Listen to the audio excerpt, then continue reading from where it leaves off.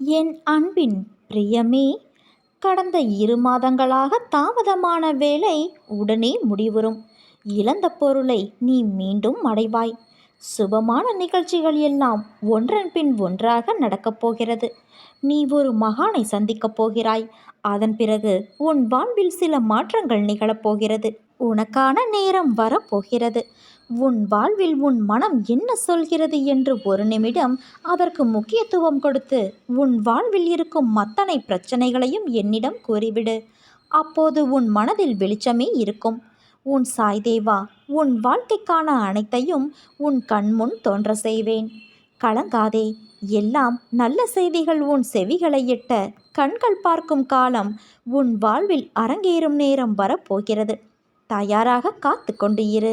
உன் வாழ்வின் மாறுதலுக்காக நீ காத்து கொண்டு இரு. உனது இரக்க குணம், பிறருக்கு உதவ வேண்டும் என்கிற உன்னதமான மனோபாவம், இந்த நிலையிலும் பிறர் கஷ்டப்படுவதை காண சகிக்காத மனம், இருக்கும் இடத்திற்கு உண்மையான விசுவாசத்தோடு நடந்து கொள்ள வேண்டும், நீதியை நேர்மையை பின்பற்ற வேண்டும் என்று நினைத்து அதன்படி நடந்து வந்ததால்தான் நான் கீழான நிலைக்கு இறங்க நேர்ந்தது என்று நினைக்கிறாய்.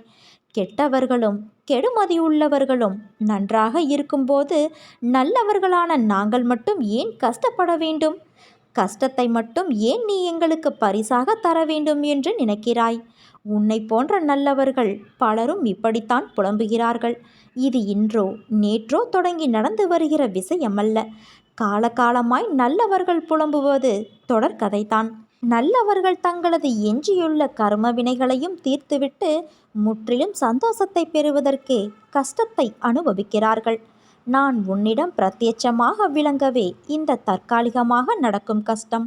ஏனென்றால் நான் நல்லவர்கள் மனதில் மட்டுமே வாழ முடியும். கெட்டவர்கள் மனதில் எனக்கு இடம் ஏது? இப்படி உன்னை கஷ்டப்படுத்தி நான் வாழ்வதால் என்ன பலன் என்று நீ நினைக்கலாம்.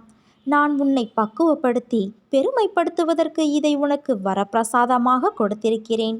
உன்னுடைய தகுதிக்கும் தாங்கும் சக்திக்கும் ஏற்பத்தான் நான் கஷ்டத்தை தருகிறேன். இதை உன்னால் சமாளிக்க முடியும். சோர்வு எதற்கு? அது உன்னை பலவீனப்படுத்தி சிந்தனையை முடக்கும், செயலை குறைக்கும், மந்த புத்தியை உண்டாக்கும். இதற்காகவா நான் உனக்கு கஷ்டத்தை கொடுத்தேன்? இந்த நேரத்தில் நீ வேகமாக செயல்பட வேண்டும். உன்னோடு உன் சாய் தேவா நான் இருக்கிறேன். நான் என் குழந்தைகளை கடைபிடிக்க சொல்வது நம்பிக்கை, பொறுமை. எங்கிருந்தாலும் நீ என்னை நினைக்கும்போது, என் மீது நம்பிக்கை வைக்கும்போது, என் மீது நம்பிக்கை வைத்து நீ பொறுமையாக இருக்கும்போது நிச்சயம் உன் அருகில் நான் இருப்பேன். நீ நம்பிக்கையோடு இருந்தால் நல்லதே நடக்கும். சாயிருக்க பயமேன்.